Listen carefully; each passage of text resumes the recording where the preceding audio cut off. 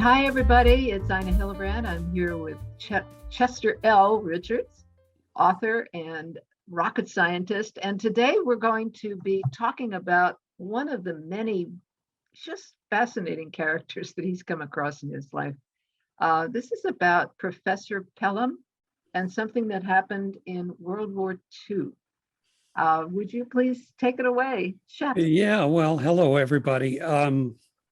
So when I was a graduate student back in the 1960s, that's a long time ago, but yeah, it actually happened.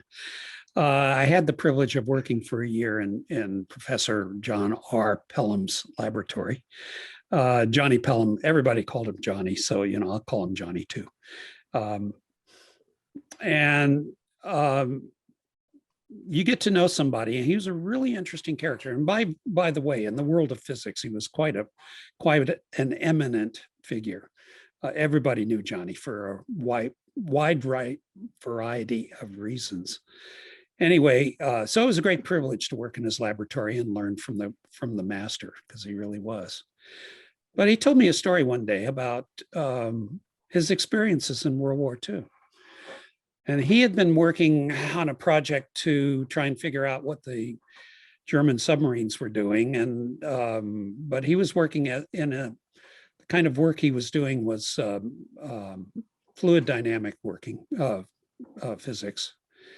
And he was working in the laboratory one day, and these two big guys come in and they kidnap him out of the laboratory. Just leave everything behind. You're going with us. Don't ask questions.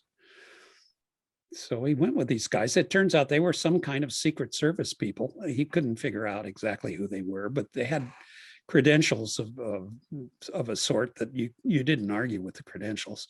They also had a big black Cadillac with doors that you couldn't open. They were the only ones that could open the doors and so on. So they grabbed a whole bunch of stuff, and from his apartment, they knew exactly where he lived. And off they went. They put him on a train. They took him down to Long Island, and they put him on an airplane. And they flew him across the ocean to England. And here's this graduate student, because that's what he was. And suddenly he's on the dock in England, knows nobody. And this guy comes up to him and introduces himself. He's a little wiry guy. Turns out he's a spy. And he grabs Johnny Pellam and takes him along. And after getting them all shipped up and clothes cleaned and all the rest of that stuff, getting a good meal in them, takes them down to the dock in a naval shipyard and puts them on board a submarine. Why is Johnny Pellam on board a submarine? Well, he was given a couple of packets of documents to give. These were nice sealed packets with fancy seals and all the rest of that stuff. And he was going to give those packets to the captain. And so they sailed out into the ocean, and they got to a particular location that was directed by one of the packets. And the captain of the submarine calls Johnny into the wardroom or into his office or someplace on the submarine, and they decide to open the big packet that was to be opened at this particular location. And they opened the packet, and what a surprise. Talk about a surprise.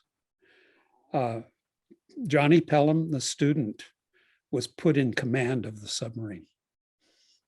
Fantastic. The story gets even better, guys.